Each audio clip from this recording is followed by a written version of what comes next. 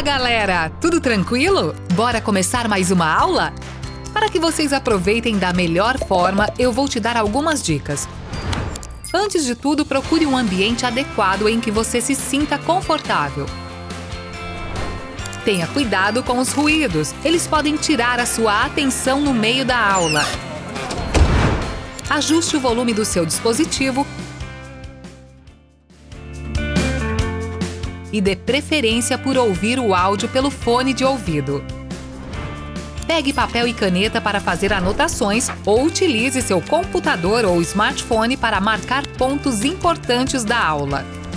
Utilize o chat nos momentos adequados e colabore. Sua participação é muito importante. Mantenha o foco e atenção na aula e lembre-se de que o caminho até a residência dos seus sonhos está cada vez mais próximo. Aproveite e bora pra cima!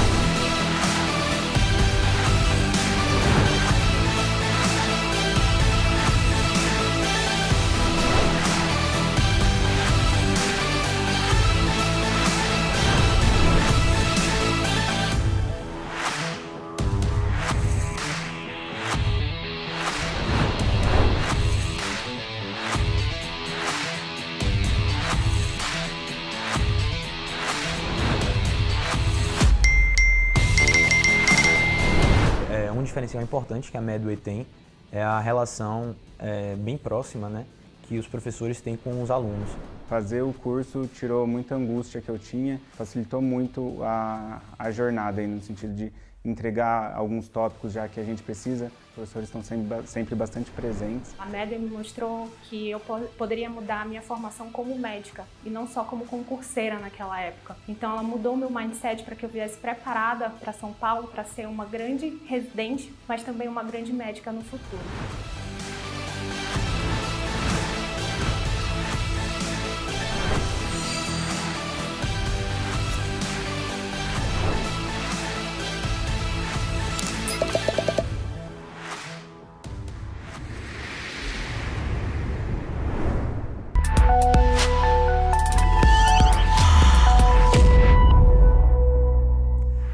Fala, minhas queridas, meus queridos, sejam muito bem-vindos à nossa Maratona R1. Você que está aqui conhecendo a gente agora, muito prazer. Meu nome é Joana Rezende, eu sou médica pediatra, sou professora de pediatria aqui da Medway e hoje estou aqui para conversar com vocês sobre essa semaninha maravilhosa que nós vamos ter aqui no YouTube. Então sejam muito bem-vindos todos. A gente está ao longo dessa semana com alguns encontros marcados. Eu hoje começo com você, o John vai vir ao longo da semana, o Dani de cirurgia vai estar aqui, o Marcelinho da GO vai estar aqui, tem um monte de gente que vai estar aqui com vocês em 2 horários marcados. Começando agora, meio-dia, hoje, a gente vai dar uma aula hoje falando de Enare, vamos falar um pouquinho de sala de parto, que é o principal foco, ou seja, o principal assunto que o Enare gosta de cobrar dentro da instituição, dentro do processo seletivo dele. A gente vai dar uma aulinha de 40 minutinhos aí para a gente bater todo o protocolo de reanimação neonatal e o que você tem que levar para o Enare. E fica ligado, porque reanimação neonatal teve atualização em 2022 pela Sociedade Brasileira de Pediatria. Então é isso que eu quero que você pegue aí ao longo da aula comigo. Então vamos lá, seja muito bem-vindo. Deixa eu explicar rapidamente como a banda vai tocar. Te falei que a gente tem esse encontro agora ao meio-dia e a gente vai se reencontrar às 6 horas da tarde de hoje. Para quê? Meio-dia, a gente vai conversar sobre sala de parto e vamos dar essa lapidada no teu conhecimento, direcionada aí, focada no Enare, para as 6 horas da tarde a gente discutir 5 questões comentadas no padrãozinho da Medway sobre o Enare. 5 questões que tem sim o assunto sala de parto, mas não só dele. O assunto sala de parto é só a primeira questão que eu escolhi para vocês. As outras 4 são chuchu beleza, exatamente como cai na prova, até porque elas foram retiradas de fato do Enare. Então, ao longo dessa semana, dessa primeira semana, vai rolar assim: meio-dia, uma aula sobre o principal assunto de alguma instituição, seja Enare, seja uma instituição da Bahia, uma instituição de Minas Gerais ou uma instituição do Paraná. E às 6 horas da tarde, a gente pega essa mesma instituição e resolve 5 questões dos mais variados assuntos e selecionadas a dedo pela nossa equipe, para você entender qual é o padrão daquela banca, o que você tem que levar, quais os assuntos que são mais cobrados dentro daquela instituição. Fechadíssimo? Por que eu estou te falando isso aqui? Preste atenção, talvez você já conheça a Medway de ouvir falar de São Paulo, e USP, e USP Ribeirão, e Unifesp. Beleza, ótimo se você já souber. Se você não souber, eu estou aqui para te falar que a metodologia que a gente usa em São Paulo, eu quero aplicar hoje com você no Enare. Então tem rapidamente para o lugar errado. Eu quero te mostrar como que o direcionamento faz diferença para a sua aprovação. Porque aproximadamente 50% dos aprovados, seja na USP, na USP Ribeirão, na Unifesp, na Unicamp ou no IANSP, foram alunos da Medway, usando a nossa metodologia de direcionamento, de priorização, de entender a fundo como cada uma dessas provas, como cada uma dessas bancas cobra aquele assunto, ou quais assuntos ela costuma cobrar, qual é o padrão daquela instituição, é um padrão mais decoreba, é um padrão mais raciocínio, como é que aquilo ali é cobrado. Tudo isso aqui eu quero te passar hoje ao longo do dia, seja agora meio-dia, seja às 6 horas da tarde, para o Enare. Te falei aqui 10, mas uma em cada 3 também foram, do SUS São Paulo, do Sírio-Libanês, foram alunos da Medway. E isso aqui enche a gente do mais absoluto orgulho e felicidade. Então, isso aqui é o que eu quero. Eu só quis aqui te mostrar que o que eu vou te falar faz sentido. E a gente agora não vai mais estar limitado só para São Paulo. Então, muita gente vinha pedindo pra gente: Jô, quando é que vai ter aqui? Quero prestar PSU Minas, quero prestar SUS Bahia, não sei se eu faço o intensivo São Paulo de vocês, se eu faço o extensivo São Paulo, tô sentindo que... E realmente, a gente falava que não fazia sentido. Para que você vai fazer um intensivo São Paulo se a tua primeira opção é prestar a MP? É só Paraná, você não vai nem vir para São Paulo? Filho, não faz sentido, porque a gente fala muito da questão do direcionamento. E justamente usando essa mesma metodologia, que já deu certo com um monte dos nossos alunos, a gente agora esse ano vai trazer para vocês o Intensivo Enare, o Intensivo Minas Gerais, o Intensivo Paraná e o Intensivo Bahia. Se você está interessado, se você vai prestar alguma dessas provas, fica ligado que a live de lançamento desses cursos vai ser comigo, inclusive eu e o Joãozinho vamos estar aqui com vocês no dia 31 de julho. Domingão, à noite, a gente vai estar disponível para tirar todas as dúvidas desses cursos aqui com você. Já estamos produzindo, há um bom tempo, o curso está bonito demais, já está gravado, a gente vai disponibilizar, começar a disponibilização deles já no dia 1º de agosto, para dar tempo de você ir estudando cadenciadamente até a data da sua prova. Fechadíssimo? Vamos lá então, vamos focar agora na Maratona R1 da Medway. O que a gente vai falar ao longo dessa semana? Todo dia, de segunda a sexta, a gente vai ter aulas direcionadas para as principais instituições desses estados que eu comentei anteriormente, o Enare, que não é um estado, mas é uma prova enorme e que abraça aí todo o Brasil. Então, todo dia, meio-dia, em alguns dias, meio-dia e 1h da tarde, a gente vai ter uma dobradinha aí de aulas extras, a gente vai ter as aulas direcionadas para cada uma dessas instituições. Fica ligado no cronograma, você vai receber, se você está inscrito, já recebeu provavelmente, se você não está inscrito, você vai receber, se você está inscrito, você já recebeu o cronograma aí da Maratona R1 da Medway. Somado a isso, a gente vai todo dia às 6 horas da tarde também ter um encontro para resolver questões dessas instituições. Questões selecionadas a dedo, tá? A gente vai pegar questãozinha fácil, questãozinha tranquila, a gente comenta, a gente resolve e comenta a questão junto com vocês.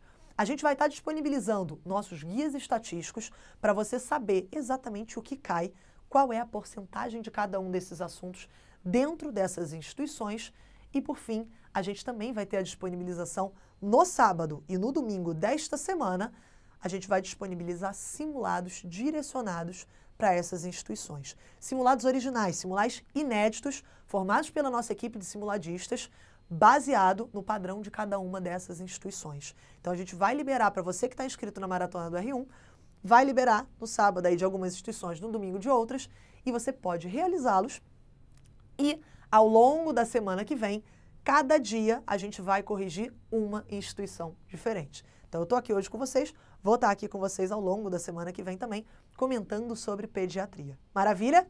Se você não quer perder, se inscreve, porque além disso tudo que a gente está te passando, a gente está disponibilizando. Se você não conhece a Medway, tá? Você não é aluno nosso, você nunca viu, você talvez queira prestar Inária, ou talvez queira prestar Minas Gerais, ou queira prestar Paraná, e você tá assim, mano, mas quem é essa pessoa? Eu só vejo essa menina aparecendo no meu Instagram, não aguento mais a cara dela.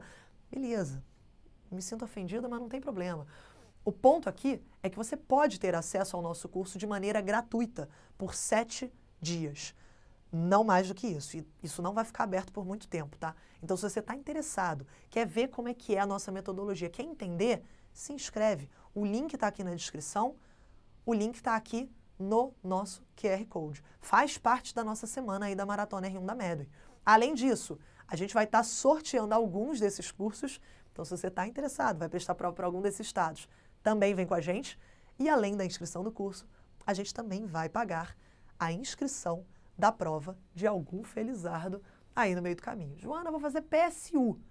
Beleza, a Medway vai financiar a inscrição da sua prova do PSU, se você ganhar, obviamente, o sorteio.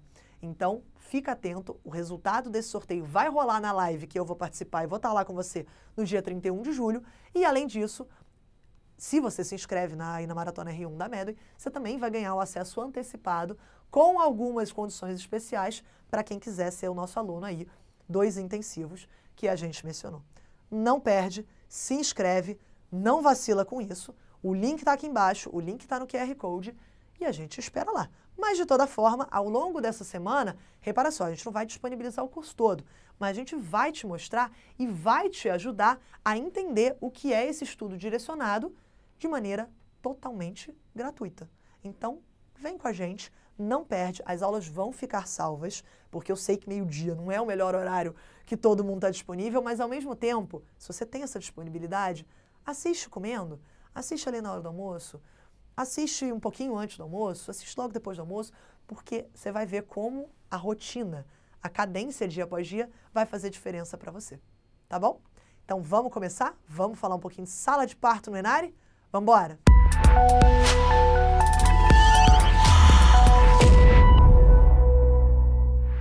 Com todo o prazer do mundo para falar de pediatria. E quando a gente fala do Inari, o Inari é sim uma prova nova, a gente ainda está aprendendo todos os nuances da prova como ela cai, mas a gente já sabe que sala de parto é um assunto fundamental, é um foco muito, muito, muito importante, seja para o Inari, seja para a maioria das provas do país. Sala de parto é um dos assuntos que dentro da pediatria é o feijão com arroz, é obrigatório você saber como conduzir uma reanimação neonatal adequadamente. E a parte interessante desse assunto é que a gente teve muita modificação atualizada em 2022 pela SBP. Teve alguns detalhes aqui que não valem nem a pena a gente trazer, que são muito ali a minúcia da minúcia, mas tem algumas coisas muito importantes, como mudança ali na ordem dos passos iniciais, como mudança naquelas 3 perguntinhas iniciais que a gente faz para a criança assim que ela nasce. Então isso aqui a gente vai bater bastante ao longo dessa aula, e eu quero tornar aqui esse assunto muito fácil para vocês. Eu quero que vocês olhem uma questão de fluxograma e falem, graças a Deus, sei muito bem isso daqui e vou acertar essa questão. Repara que o Inari gosta de cobrar isso aqui, o protocolo para crianças com idade gestacional de 34 semanas ou mais, não é cobrado tradicionalmente nem no Inari, nem em quase nenhuma outra prova, o fluxograma em menores de 34. Quando for relevante, a gente vai fazer algumas ressalvas ao longo da aula de diferenças significativas entre os 2 fluxogramas. Mas, de uma maneira geral, a gente vai focar muito mais na idade gestacional maior de 34 semanas. É importante a gente dominar todo o fluxograma, entender quais são as técnicas que a gente vai fazer em cada passo, que dispositivos eu posso usar, como eu vou fazer aquela etapa do fluxograma, entender as manobras que eu preciso fazer, indicar o início para cada um dos passos, saber quando que eu faço uma massagem cardíaca, quando que eu começo uma medicação e fundamental entender o tempo de clampeamento umbilical. Meu objetivo aqui hoje é fazer com que você seja capaz de avaliar e prover os cuidados iniciais ao RN. E aí, sempre reforçando que a gente vai estar muito de olho na versão mais atual, a versão de 2022 da Sociedade Brasileira de Pediatria. Fechadíssimo? A gente está falando dessa referência, mas a SBP sempre está muito ali coladinha nas referências internacionais, no IUCOR, que é o comitê aí mundial que a gente usa. Então, vamos ficar de olho que isso aqui é batata de cair, se não, Nenari, talvez em alguma prova que você faça ao longo desse ano. Fechadíssimo? Vamos bater rapidamente aqui o que mudou de mais significativo no início do nascimento da minha criança. A gente vai falar hoje, basicamente, de reanimação neonatal. Quando que ela é necessária, quando que ela não é necessária. E aí tem alguns pontos para a gente entender que é o seguinte, quando eu vou reanimar uma criança, eu tenho o antes, o durante e o depois, ok? E quando eu estou falando de antes, tem algumas coisas que eu sei que você já sabe, que você já viu, que são obrigatórias. Por exemplo, eu preciso preparar o material, eu preciso checar o material, eu preciso estar com a equipe preparada. E desse slide aqui, o que eu quero que você foque muito é este primeiro ponto. Esses outros são mais blá blá blá, não precisa ficar estressado para anotar eles. Mas olha isso aqui, coisa interessante. Atualização da Sociedade Brasileira de Pediatria de 2022. A temperatura da sala de parto, que era tradicionalmente uma temperatura entre 23 e 26 graus, agora, para a felicidade da nação obstétrica do país, a gente reduziu um grauzinho aqui e a temperatura agora ideal é entre 23 e 25.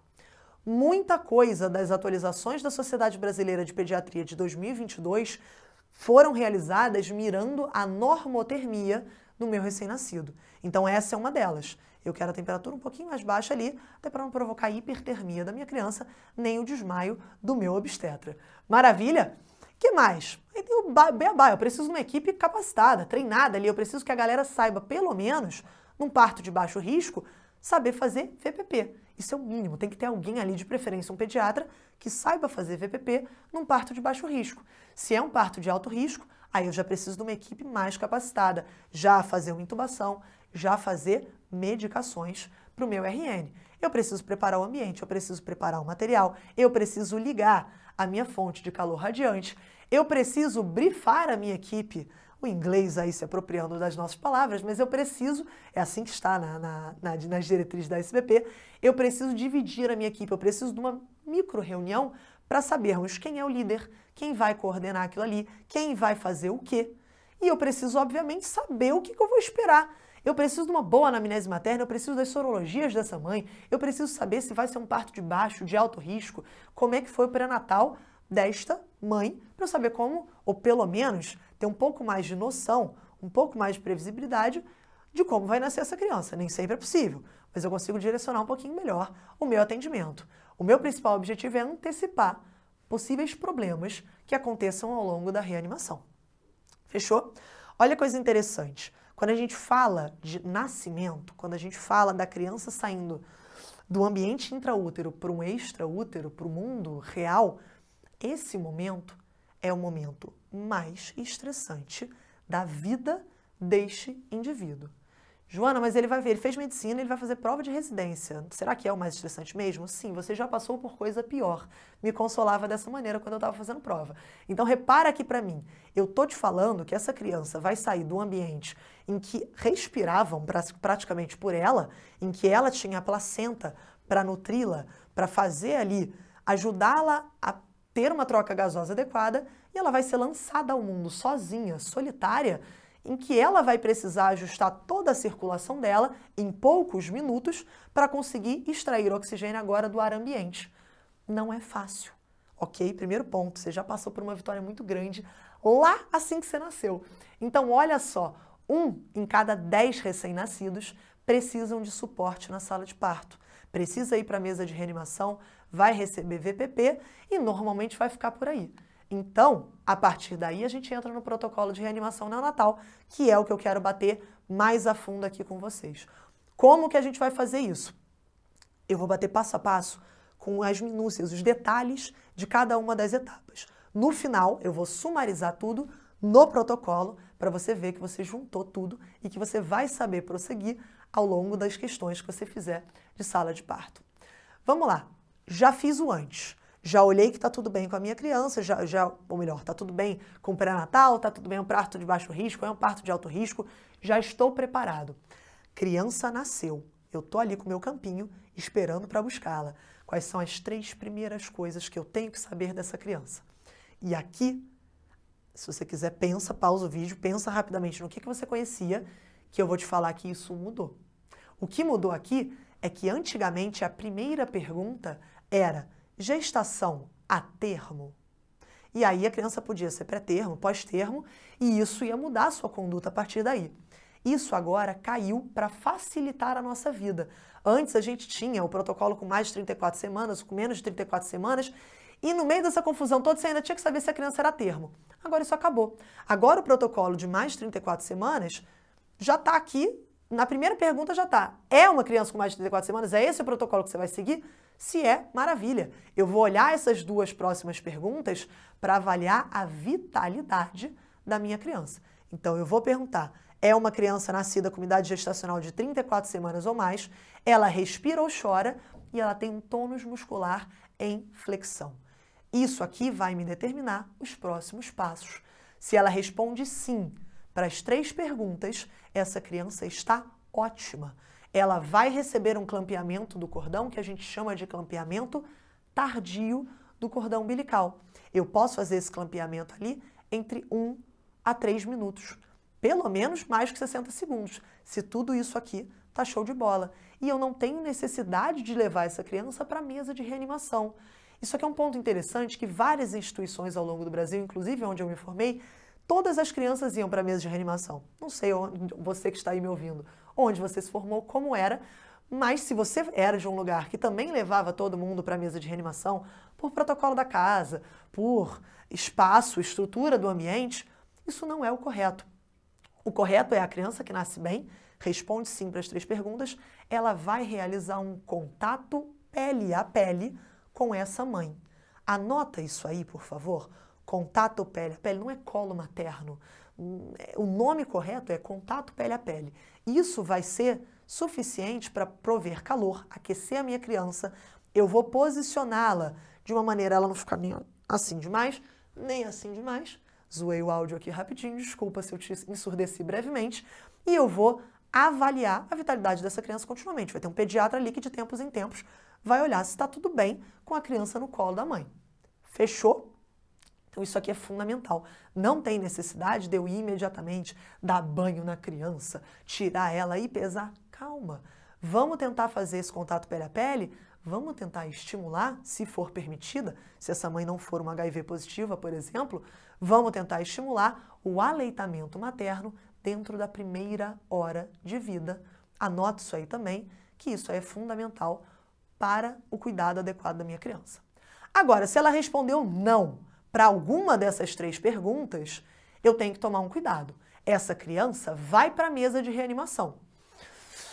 Quando eu tenho que sair correndo para levar ela para a mesa de reanimação? Eu tenho que clampear imediatamente ou eu posso esperar um pouquinho o clampeamento? Para a gente responder essa pergunta, é importante você ter em mente que eu preciso avaliar o estado clínico da minha criança. E o estado clínico dela é determinado pela vitalidade, que é o respirando ou chorando, o tônus muscular em flexão. Joana, tem mais alguma pergunta aqui? Se a criança nasce roxa, mas ela está respirando ou chorando, ela tem um tônus em flexão, isso também indica um cuidado específico, eu tenho que clampear imediatamente? Não. Se a criança nasce verde? Não. Se a criança nasce multicolor? Não. Você vai observar se ela está respirando ou chorando e se o tônus muscular está em flexão. Eu vou, sempre que possível, tentar fazer o clampeamento o mais tarde que o protocolo permitir. Isso vai aumentar os níveis hematimétricos da minha criança. O que são níveis hematimétricos? Vai melhorar a concentração de hemoglobina, vai diminuir a chance dessa criança ter anemia ferropriva ali por volta dos 3 a 6 meses de idade. Também vai aumentar um pouquinho a chance dela ter uma icterícia. Mas tudo bem, a gente corre esse risco para diminuir a chance de anemia ferropriva lá na frente. Agora, volta aqui comigo. Respondeu não para alguma delas. Essa criança vai para a mesa de reanimação. Já vou te explicar sobre o clampeamento, quando que ele vai acontecer. Olha aqui o que é importante. Sempre, independente da idade gestacional da minha criança, Eu vou observar a vitalidade dela, ou seja, vou avaliar a condição clínica do meu recém-nascido. Independente da idade gestacional, se a criança não está respirando ou chorando, ou ela não tem um tônus muscular em flexão, a vitalidade dela não está boa. Isso é ou, tá? Pode não ter nenhum dos dois, isso aqui já vai me fazer abrir os olhos. Se acontece isso, o clampeamento é imediato. Eu não vou ficar esperando ela se resolver ali no colo da mãe. Até vou fazer um estímulo tátil, vou ali tentar dar uma acordadinha na criança, que pode ser que ela chore rapidamente. Mas se não, se ela respondeu não para uma dessas perguntas, clampeamento imediato vai direto para a mesa de reanimação. Independente se ela tem 28, 29, 34, 38, 42 semanas de idade gestacional. Ficou claro? Vamos agora para o outro ponto. Agora a gente vai para o que você já aprendeu. Idade gestacional de 34 semanas ou mais. Vou avaliar a condição clínica do meu recém-nascido. Tá respirando ou chorando? Tá com tônus muscular em flexão? Show de bola. Clampeamento tardio, mais de 60 segundos. Ela não precisa ir para a mesa, porque ela está com mais de 34 semanas, e ela vai para o colo materno depois de um clampeamento tardio. A terceira opção agora é a criança com menos de 34 semanas. Vamos supor aí 29 semanas, um prematuro, bem prematurão mesmo. O que a gente vai observar? De novo, é sempre a mesma pergunta. A condição clínica do recém-nascido. Se ele está respirando ou chorando, e se ele tem tônus muscular em flexão, e aqui é obrigatório ter os dois, tá? Se está tudo bem com essa criança, ele vai para a mesa de reanimação, porque eu te falei lá atrás que a idade é determinante dele ir para a mesa. Agora, quando? Lembra que eu te falei que, idealmente, eu sempre vou tentar fazer o clampeamento tardio o mais tarde que o protocolo permite? E o protocolo de menores de 34 semanas sugere que, se a criança tem uma boa vitalidade, eu posso fazer um clampeamento entre 30 e 60 segundos. Algumas fontes chamam isso aqui de clampeamento tardio, outras não. Grava principalmente o tempo, que isso é o mais importante. Então, eu vou levar aqui que a criança vai fazer um clampeamento entre 30 e 60 segundos, e aí sim, mesa de reanimação para fazer os passos iniciais. É uma criança que tem chance de complicar, é uma criança com maior chance de ter um desconforto respiratório, talvez tenha que entrar no CPAP, então vai para a mesa de reanimação para receber os cuidados iniciais. Ok? Condições especiais sobre o tempo de clampeamento do cordão umbilical. Repara aqui comigo, isso aqui também foi uma modificação de 2022 da SBP. Antigamente, quando a gente tinha um RN, filho de mãe HIV positivo, o clampeamento era imediato, para eu minimizar a chance de passagem transplacentária para minha criança. Agora, a grande diferença é que mesmo na mãe que tem alto risco, que tem alta carga viral, eu tenho autorização para fazer um clampeamento tardio. Claro, de acordo com a idade gestacional, de acordo com a vitalidade, que a gente já falou nos slides anteriores. Mas se essa criança está bem, eu posso demorar o meu tempinho para fazer o clampeamento tardio. Ok? E alteração da circulação placentária? É uma criança filha de DPP, teve lá um nó completo do cordão umbilical. Aqui, hoje, agora, isso está um pouco mais em dúvida. Antes era muito fato de que o clampeamento seria imediato. Não fazia sentido. Você já tem um nó ali total, para que você vai demorar para clampear? Agora a gente está, isso ficou um pouco mais em xeque nas últimas diretrizes. Via de regra, acho difícil as bancas cobrarem de você que não é para fazer o clampeamento imediato. Então, assuma que a gente ainda está fazendo o clampeamento imediato nessas circunstâncias, vasa prévia, DPP, até porque às vezes a criança não vai nascer bem, então a gente tem que fazer o clampeamento imediato mesmo, mas isso começou a ser questionado porque os estudos não viram um benefício de fazer um clampeamento imediato para essas crianças. Ok? Vamos lá. Fiz o clampeamento, independente do tempo, e essa criança precisou ir para a mesa de reanimação. O que a gente vai fazer? A gente tinha um mnemônico clássico da SBP, que era o mnemônico do APAZ. Aquecer, posicionar, aspirar as vias aéreas se necessário e secar a criança. Lembra que no início da aula eu comentei que muita coisa de 2022 foi modificada para a gente manter, para a gente priorizar a normotermia do meu RN? Aqui vale a mesma coisa. Esses passos iniciais mudaram um pouquinho de regra, de ordem aqui no caminho. O secar era o último passo. Então, na realidade, a gente agora começa com aquecer, Vou posicionar a minha criança na posição adequada, né? Cabeça voltada para o examinador, embaixo de uma fonte de calor radiante, vou secá-la e desprezar os campos úmidos, vou posicioná-la em leve extensão e vou, se necessário, se essa criança tiver um excesso de secreção, aspirar as vias aéreas dela. Então, ao invés de apaz, agora virou aspa. O que é aspa? Aspas. Pensa em aspas e tira o último S e aí a gente tem o ASPA, que é o mnemônico novo de 2022 dos passos iniciais. Pode parecer bobo, mas só nisso aqui, muitas vezes, só de fazer um estímulo tátil, você já estimula essa criança a mudar a circulação dela de pré-natal para pós-natal e se adaptar melhor ao ambiente externo, ok? Depois de feito isso, eu vou avaliar a frequência cardíaca e o padrão respiratório da minha criança. A frequência cardíaca é o mais importante. Como que eu faço isso? A primeira avaliação de frequência cardíaca é feita com o estetoscópio. O paciente, o pediatra no centro obstétrico é sempre aquele cara que está andando de crocs e um estetinho fofo correndo pelo pescoço fazendo barulho. Então a gente está com esse esteto sempre no pescoço que é para a gente não ter que procurar para fazer essa primeira avaliação de frequência cardíaca. A gente conta em 6 segundos e multiplica por 10. Então é assim que a gente vai observar qual é a frequência cardíaca do meu paciente. Contei ali, por exemplo, 10 batimentos em 6 segundos, multiplico por 10, eu tenho uma frequência cardíaca de 100 batimentos por minuto. Fechadíssimo? Fiz os passos iniciais, avaliei a frequência cardíaca, avaliei a respiração do meu paciente, tá tudo bem. O que é tá tudo bem? Tá tudo bem é uma frequência cardíaca maior que 100 batimentos por minuto e uma respiração regular. Pode até estar com esforço, pode estar batendo asa nasal e tudo, mas está regular. O paciente respira de maneira adequada, ele não tem gasping, ele não tem apneia excessivamente, ele não está em apneia. Isso aqui quer dizer que está tudo razoável, está tudo ok. Então, se isso acontece, eu vou observar, aí sim, tem desconforto respiratório? Está saturando menos do que deveria para o tempo de vida da minha criança e a gente já vai comentar sobre os alvos de saturação? Se não, se está tudo bem mesmo, aí está tudo ótimo, tudo perfeito, essa criança vai para a mãe receber aqueles cuidados de rotina que a gente colocou lá atrás. Vai aquecer, vai fazer contato pele a pele, vai tentar amamentar, maravilha. Se sim, aqui está tudo bem. E aqui, normalmente, é onde é mais cobrada a questão do protocolo de reanimação neonatal, é quando isso aqui não está legal. Mas se está legal, eu observo que tem um desconforto respiratório ou está desaturando, aí eu preciso monitorar essa criança.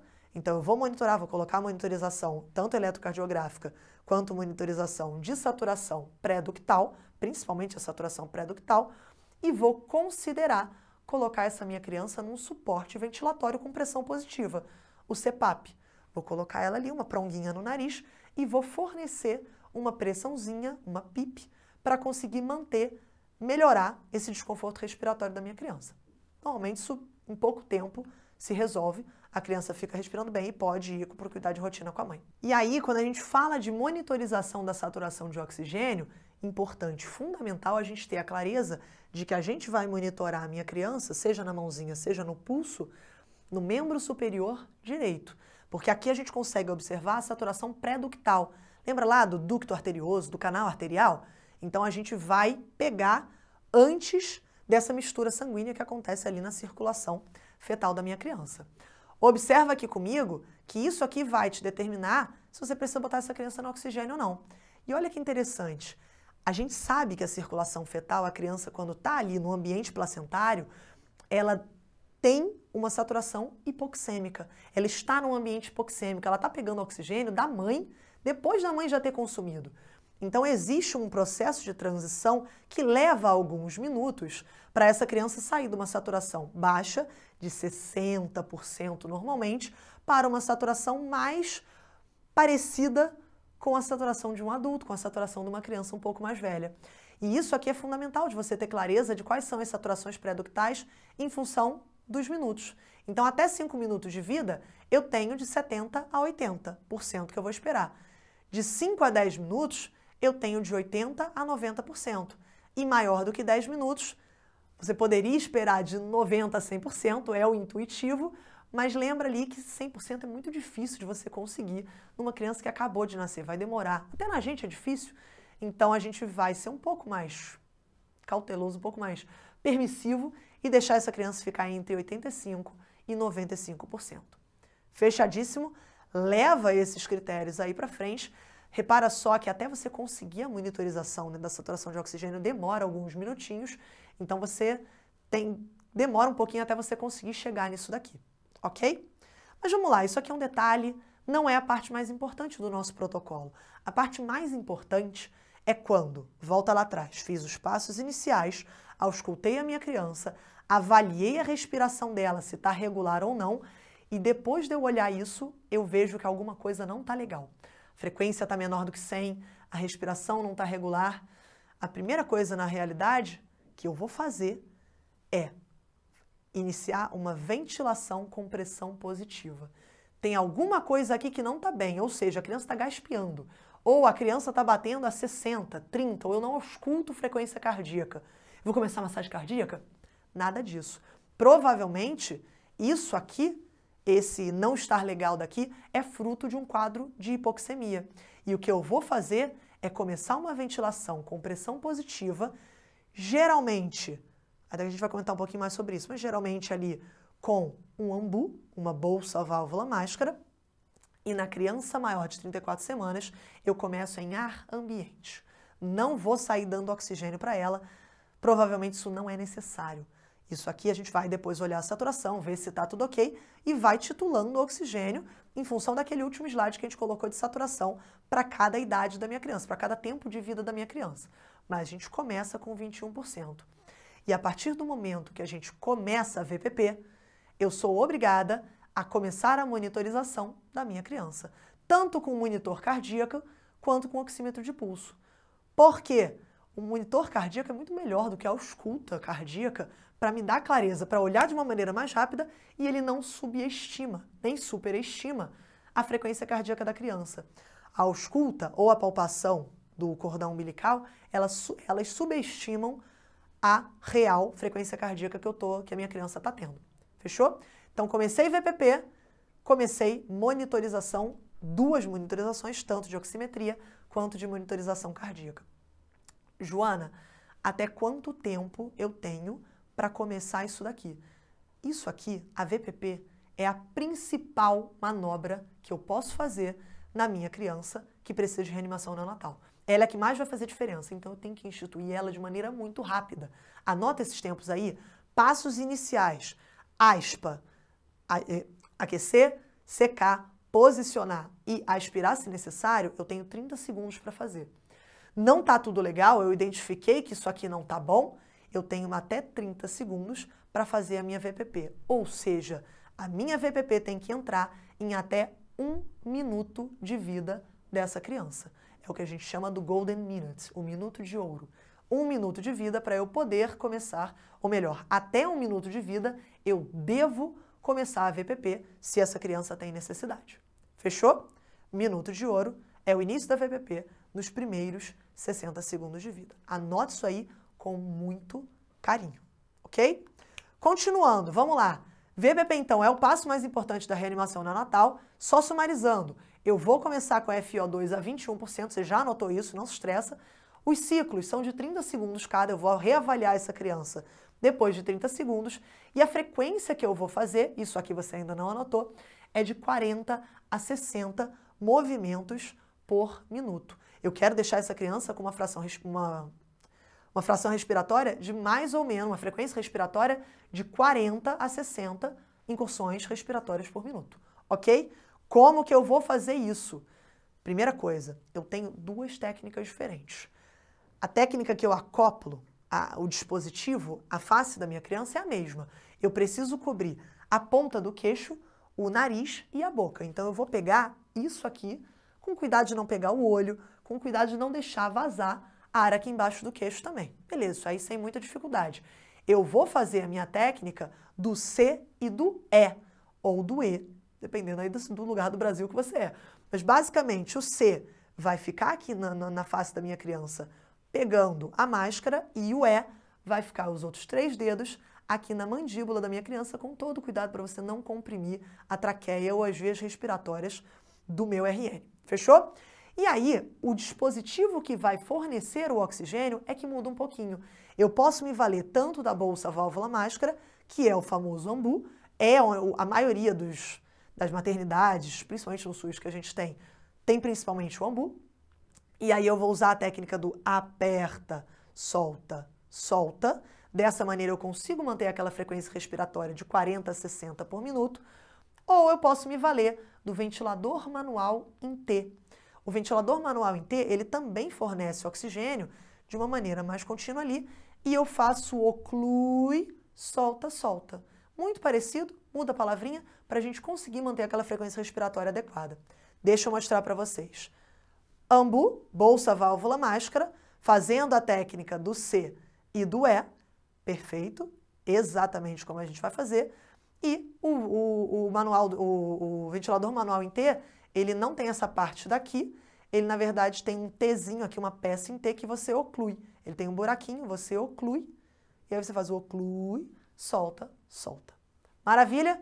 Sem muita dificuldade até aí. Então, o primeiro ciclo de VPP, eu comecei minha VPP, depois de 30 segundos eu vou avaliar a frequência respiratória da minha criança. Tá menor do que 100? Ou ainda tem um padrão respiratório alterado? Eu vou checar a minha técnica. Se não tá tudo bem, se ainda continua, eu fiz a VPP e não melhorou, eu checo a minha técnica, avalio se eu estou vedando adequado, se a pressão está ok, se a criança está bem posicionada, se está vazando ar para tudo quanto é lugar, e faço um segundo ciclo de VPP depois da técnica avaliada.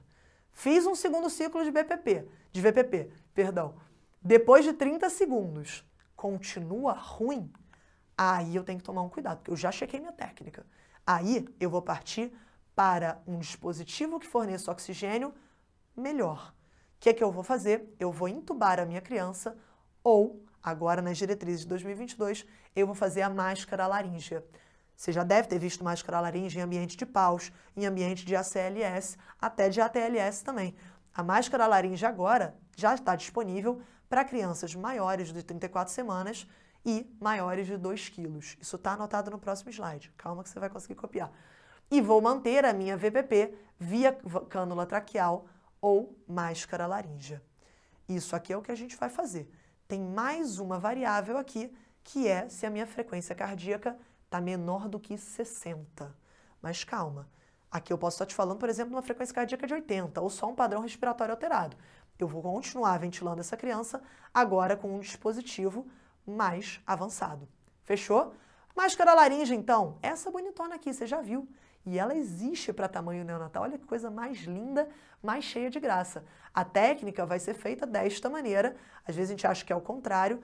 Leva essa imagem para a sua prova, tanto para a prova de PED quanto para a prova de clínica, de cirurgia, para você saber como que se insere, qual é a posição de inserção da máscara laríngea. Se você nunca fez, é bastante fácil. Mas não é o nosso foco aqui falar do dia da vida e sim da prova. A máscara laríngea foi uma atualização do protocolo de 2022 e ela agora pode ser utilizada antes da intubação orotraqueal.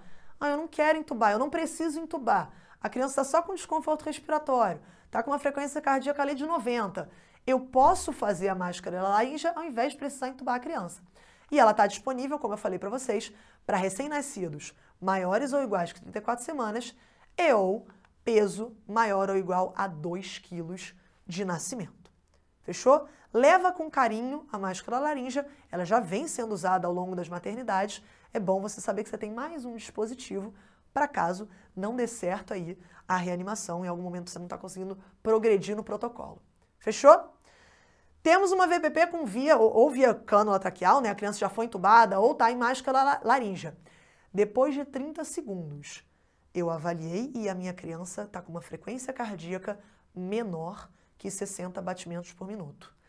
Filhão, aqui eu já otimizei ao máximo a minha possibilidade de fornecer oxigênio para ela. Eu já não estou mais falando de hipóxia, ela não está num ambiente hipoxêmico, eu estou dando oxigênio da melhor maneira que eu posso dar. Aqui a coisa já está ficando um pouco mais complicada, já tem alguma coisa que eu não estou gostando. Será que ela tem uma cardiopatia congênita? Será que tem alguma lesão aí? Ela teve um insulto muito grande dentro do ambiente fetal ali dentro e acabou prejudicando a contratilidade cardíaca? Não sei. Aqui a gente já tem um problema cardíaco. E por conta disso, eu não vou continuar fazendo apenas a ventilação. Aqui eu vou partir, sim, para ventilação com cânula traqueal. Aqui já é obrigatório eu ir para intubação. Então, se ela estava com máscara laríngea, aqui eu intubo. Ofereço oxigênio terapia a 100% de FiO2 e aqui sim, eu começo a massagem cardíaca coordenada com a ventilação. Olha só a coisa interessante. Até esse momento eu estava falando de ventilação, oclui, solta, solta, ou então aperta, solta, solta, e não tinha que coordenar com nada. Aqui tem. Aqui eu estou te falando que eu vou fazer 3 massagens cardíacas, 3 compressões para uma ventilação. Normalmente a gente faz I1, I2, I3 e ventila. Alguém vai estar ventilando, outro médico vai estar, outro pediatra vai estar fazendo as compressões cardíacas. Aqui a gente já começa a considerar o cateterismo venoso para caso essa criança precise de medicação. Fechadíssimo? Então, até esse momento, a gente não tinha falado de massagem cardíaca na reanimação do meu RN.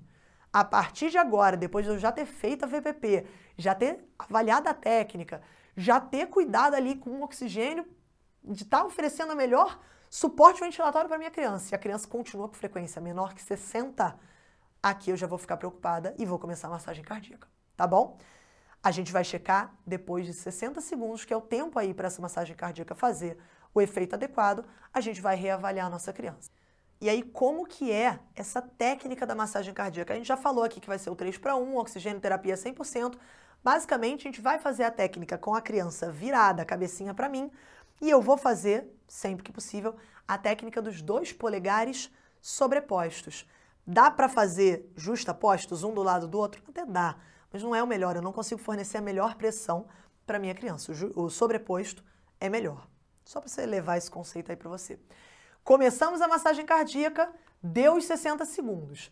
Depois de 60 segundos, a minha frequência cardíaca continua menor que 60 batimentos por minuto. O que eu vou fazer aqui agora? Cara, já estou usando, esgotando quase tudo que eu posso fazer aqui nesse momento. O que eu tenho para fazer agora é começar medicação.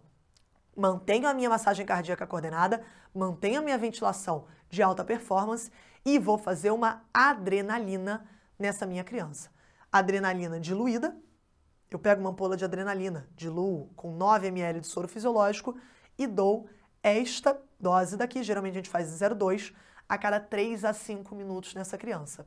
Aí, nesse momento, já é por isso que no outro slide a gente já tinha considerar o cateterismo umbilical, porque aqui eu já consigo fazer adrenalina caso seja necessário. Dá para fazer adrenalina via traqueal? Até dá, às vezes a gente faz a primeira dose endotraqueal. Não é o ideal, o melhor é que você já tenha a intravenosa aqui para fazer. E além do mais, eu vou considerar hipovolemia. Se a minha criança está extremamente pálida, se a minha criança teve algum sangramento no intraparto, no periparto, se foi uma mãe que teve DPP, teve vasa prévia, eu posso e devo considerar essa hipovolemia e talvez fazer volume para essa minha criança, fazer soro fisiológico ali, alíquota de soro fisiológico para repor a volemia da minha criança. Fechado? Aqui a gente termina o nosso protocolo. Se em qualquer momento a criança melhorou, acabou aqui, fui avaliar aqui, e ela já estava com uma frequência cardíaca maior que 100 e respirando bem, eu interrompo, posso manter ela um pouquinho de observação, mas a minha reanimação foi efetiva.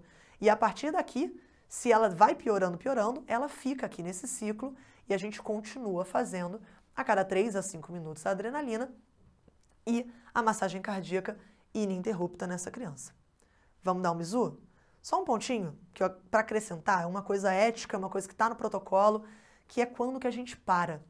Isso não foi cobrado nos últimos anos, isso é uma questão bastante complicada, mas sempre a Sociedade Brasileira de Pediatria coloca aí um ponto de reflexão, de decisão conjunta entre você, pediatra, e a família, e de que a partir de 20 minutos, se é uma criança saudável, uma criança que não teve nenhuma complicação, não é uma criança com nenhuma comorbidade muito grave, a partir de 20 minutos de reanimação, ou seja, voltando aqui, eu tô nisso aqui e tô nisso aqui esse tempo todo e já deu 20 minutos de reanimação, eu posso começar a considerar a interrupção dos esforços de reanimação neonatal, ok? Vamos agora para o nosso fluxograma. Ó, agora eu vou só sintetizar tudo que a gente já falou, tá bom? Lembra aqui das 3 primeiras perguntas que a gente vai fazer. Não é mais gestação a termo. Gestação de 34 semanas ou mais, criança respirando ou chorando, tônus muscular em flexão. Respondeu sim. para as 3 perguntas, eu clampeio o cordão com mais de 60 segundos e mando a criança para a mãe. Cuidados de rotina com a mãe. Contato pele a pele, vou aquecer, vou manter as vias aéreas pérvias, vou avaliar a vitalidade, vou escutar ela ali para ver se está tudo bem mesmo e vou, se possível, se tudo estiver bem e se a mãe não for HIV, a criança não tiver nenhuma contraindicação, eu vou estimular a amamentação dentro da primeira hora. Fechou? Se ela responde não para alguma dessas perguntas, essa criança obrigatoriamente vai para a mesa de reanimação. Lembra que o clampeamento aqui vai mudar um pouquinho. Se é uma criança que tem mais de 34 semanas, mas respondeu não para uma dessas perguntas, clampeamento imediato. Se é uma criança com menos de 34 semanas, mas está bem, respondeu sim para essas duas aqui, vitalidade ok, eu posso esperar aqueles 30 segundos para clampear e depois eu mando ela para a mesa de reanimação. E aí na mesa de reanimação eu vou realizar meus passos iniciais em até 30 segundos, que a criança nasceu, que são o ASPA, aquecer, secar, posicionar e aspirar se necessário. A partir de agora eu avalio a frequência cardíaca da minha criança e se a respiração está regular. Se ela tem uma frequência cardíaca menor do que 100, se ela está apneica ou se ela respira de maneira irregular, está gaspeando, por exemplo, isso aqui é bastante preocupante. Eu tenho a obrigação de começar a VPP em temperatura ambiente, em FiO2 ambiente, então a 21% de O2, e eu vou obrigatoriamente monitorizar essa minha criança, tanto com oxímetro quanto com monitorização cardíaca. Até quando eu posso fazer isso? Eu tenho 60 segundos para fazer a VPP na criança que precisa. Fechadíssimo? Golden Minutes, minuto de ouro. Beleza, se isso aqui não acontece, se ela está com uma frequência cardíaca maior que 60, se ela está com uma respiração regular, eu vou avaliar o desconforto respiratório e vou avaliar a saturação da minha criança. Se ela tem alguma dessas coisas, aí, se ela não tem, eu mando ela para a mãe.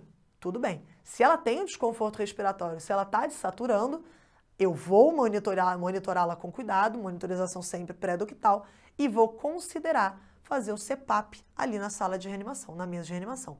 Deixo uma pressãozinha ali, uma pipezinha, para conseguir ajudá-la a manter ali os alvéolos expandidos e ela respirar com mais facilidade. Ok? Vamos daqui. Tô te falando da VPP. Ó, só mudei, trouxe para cá. Então, VPP a 21% já está monitorizada. Fiz ali o meu ciclo de 30 segundos. Se depois de 30 segundos a minha frequência cardíaca continua menor do que 100, eu tenho que rever a técnica e assegurar que está tudo certinho. Eu posso considerar, se está tendo escape, se eu não estou conseguindo fazer, eu posso considerar a máscara laríngea ou a intubação orotraqueal para conseguir melhorar essa minha oferta de oxigênio e ajudar a ventilação da minha criança. Depois de 30 segundos, reavaliei. E aí eu notei que a minha frequência cardíaca está menor que 60. Aí eu não tenho muito para onde correr. Eu sou obrigada a fazer a intubação dessa criança, a ventilá-la com cânula traqueal. Eu sou obrigada a iniciar a massagem cardíaca coordenada, 3:1, e aumentar a minha oxigênio-terapia numa FiO2 de 100%. Considero o meu cateterismo venoso. Passou-se 60 segundos. Aqui muda o intervalo, tá? Até então, na VPP, eu estava te falando de 30 segundos. Quando eu começo a massagem cardíaca, eu vou te dar um intervalo de 60 segundos. A frequência cardíaca continua menor do que 60, eu vou manter a minha ventilação através da IOT, eu vou fazer minha massagem cardíaca e eu vou começar a adrenalina intravenosa. E sempre considerar se ela tem algum fator de risco para hipovolemia, para que eu faça volume para essa minha criança. E aí eu continuo aqui, sempre reavaliando, depois de 60 segundos, vou observando, repito essa adrenalina a cada 3 a 5 minutos, se a criança não melhora, até essa criança melhorar ou até eu optar que é momento de eu interromper meus esforços de reanimação neonatal. Combinado? Repara só que tudo que a gente bateu até agora está nesse fluxograma, não tem muita dificuldade. Decora ele, olha para ele com carinho, repara que ele é graduado. Eu sempre tenho uma coisa para fazer antes de ir para o extremo, que já é começar a medicação, massagem, tudo. Então vai com calma. Na hora da prova é muito menos estressante do que na hora da vida real. Você tem tempo para pensar em cada uma das etapas, em cada um dos cortes, seja ele 100, seja ele 60. Vamos dissecar uma questão para a gente matar? Vamos lá, Enari 2022, ano passado. Você está de plantão no hospital e é chamado para atender um recém-nascido na sala de parto. Um parto por via vaginal e o seu recém-nascido nasceu hipotônico e com movimentos respiratórios irregulares. Você recebe o RN e começa o atendimento. A frequência cardíaca é o principal determinante da decisão de indicar as diversas manobras de reanimação. Ele te deu essa informação e você já viu isso. No próprio fluxograma, a gente se baseia principalmente na frequência cardíaca para determinar qual é o nosso próximo passo. Sobre as particularidades de cada método que pode ser utilizado, assinale a alternativa correta. Vamos aproveitar essa questão para aprender um pouquinho mais. Olha só, isso aqui basicamente nem era tão relevante você saber o resto do enunciado aqui. O importante é só você saber que você vai avaliar cada um dos métodos, um padrão bem enário, um padrão de avaliar cada uma das alternativas, uma prova muitas vezes muito conceitual. Então olha aqui para mim. A detecção da atividade elétrica do coração pelo monitor cardíaco não traz benefício na condução da reanimação neonatal, pois atrapalha as demais manobras. Se fosse isso, não tinha ali. Se você quiser, para esse vídeo, responde a questão, porque eu vou começar a falar sobre as alternativas. Se fosse isso, não existia a obrigatoriedade de eu monitorar a criança quando eu começo a VPP, concorda? A palpação do pulso carotídeo é o melhor método em sala de parto. Falei dele? Não falei dele. Não falei. A ausculta do precórdio com o estetoscópio subestima a frequência cardíaca. Isso é uma verdade. A gente acaba auscultando, como a gente diminui muito tempo, como a gente está num ambiente barulhento, tudo, às vezes a gente ausculta menos e acaba fazendo algumas manobras que talvez não fossem nem tão necessárias. Por isso que só a primeira ausculta só a primeira avaliação de frequência cardíaca vai ser feita com a ausculta do precórdio. As seguintes são feitas através da monitorização cardíaca. A palpação do cordão umbilical superestima a frequência cardíaca? Não. É a mesma coisa, ela inclusive subestima. A gente tem uma dificuldade maior de palpar.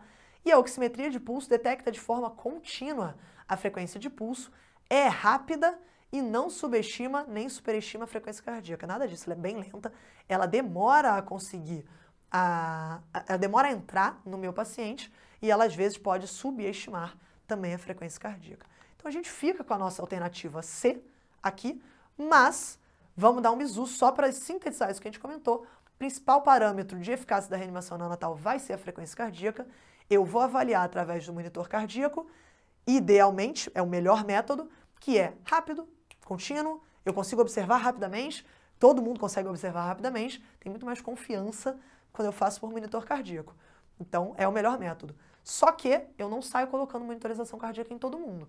Eu primeiro ausculto, faço a ausculta cardíaca, que é um método que subestima a frequência cardíaca, assim como a pulsação do cordão umbilical, e depois eu vou para a minha oximetria de pulso, se necessário, né? Se eu for fazer VPP, ela demora bastante tempo para detectar a frequência cardíaca em relação ao monitor cardíaco. Fechadíssimo?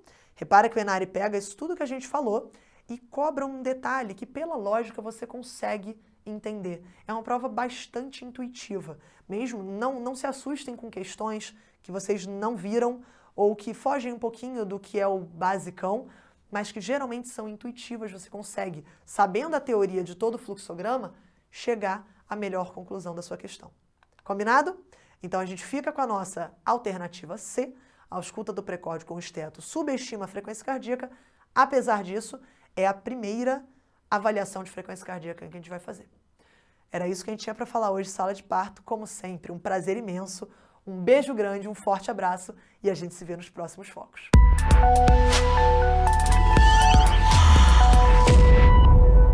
Fechamos o nosso assunto, entendemos como o Enari cobra o ponto de reanimação neonatal e principalmente as atualizações de 2022, que não foram poucas e que são fundamentais para você dominar esse assunto ali na hora da sua prova. Cara, ficou com alguma dúvida? Não entendeu algum ponto do que eu falei? Quer saber um pouco mais, seja da aula, seja do curso, seja da semana aí da Maratona R1? Dá um oi lá pra gente no nosso Instagram. Digita aí no teu Insta, @medway.residenciamédica, a gente está disponível, a gente responde rápido. Provavelmente eu vou responder vocês, ou o John, ou o Dan, ou a Marina, ou a Amanda, ou o Marcelo, quem quer que seja. A gente vai estar disponível lá para conversar com vocês. E, por favor, já se inscreve no nosso YouTube, já deixa seu like aqui no vídeo. se inscreve, ativa as notificações, porque vira e mexe a gente publica conteúdo maneiro aqui e vai vir aí ao longo da semana tanto as aulas, quanto as resoluções de questões, quanto a correção de simulados na semana que vem. Maravilha? Não esquece do nosso free trial que está rolando aí por 7 dias, o link está no QR Code, o link está aqui na descrição. Não esquece do sorteio do curso e das inscrições de provas que vai rolar. Você tem que participar ao longo da semana. O resultado sai no domingo, durante a nossa live, e o acesso antecipado aos nossos cursos com as condições especiais só para quem está participando da Maratona R1 da Medem. Como sempre, um prazer gigantesco estar aqui com vocês. Um beijo grande. Se você não me conhecia, muito prazer. Finalmente estamos nos conhecendo. Se você já me conhecia, sempre um prazer revê-los. A gente se vê nos próximos dias e nas próximas aulas. Beijo grande!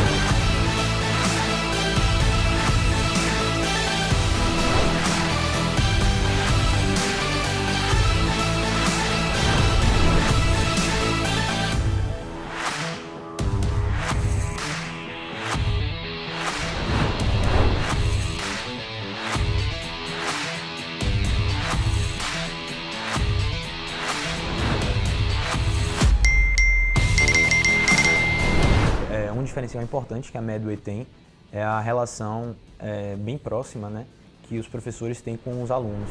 Fazer o curso tirou muita angústia que eu tinha, facilitou muito a jornada aí, no sentido de entregar alguns tópicos já que a gente precisa. Os professores estão sempre bastante presentes. A Medway me mostrou que eu poderia mudar a minha formação como médica e não só como concurseira naquela época. Então ela mudou o meu mindset para que eu viesse preparada para São Paulo, para ser uma grande residente, mas também uma grande médica no futuro.